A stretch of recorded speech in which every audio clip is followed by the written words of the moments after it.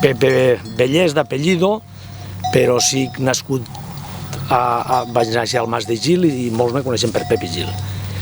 I no res, me'n vaig ara a treure els animals, treurem els animals que estic tancats així en un redil i hi ha vegades que les puge així al Pla de les Vinyes perquè hi ha més pastos on hi ha gent que diuen que puges així a soltar els pastos i aprofites el menjar a tope perquè hi ha moltes vegades que hi ha poc menjar i això és així.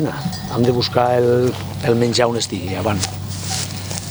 Així per la nit tinc la meva xaboleta ahí que me quedo així més que res per els gossos, per si hi ha gossos per ahí abandonats, perquè hi ha hagut vegades de nyavene, per els jabalins que també m'han aplegat a espantar-les i m'han arribat així, fa no sé quants anys, però me van així, i ara de nit me quedo així per estar un poc més pendent d'elles i estic en elles, per si m'eixiren, i avant.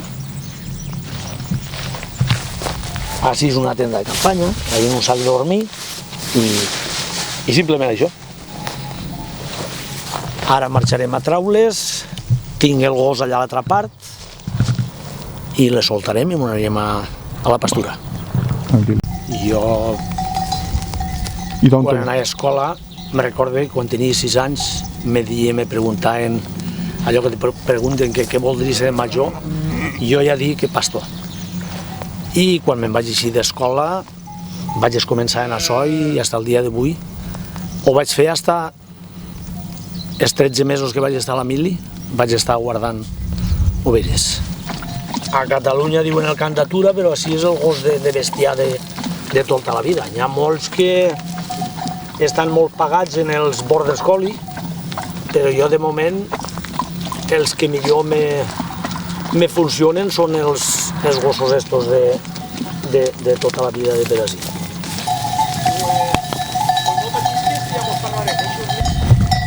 Estem embrutant un poquet si hi ha alguna rama més terrera perquè no se les mengen, perquè si no elles tot el que arriben se ho passen. I això la majoria els molesta, perquè elles primer és l'olor. L'olor és el que oloren i en pegar-los aquesta olor ja els dona pena. I això què és? Això és un poquet de merda de gos, ni més ni menys.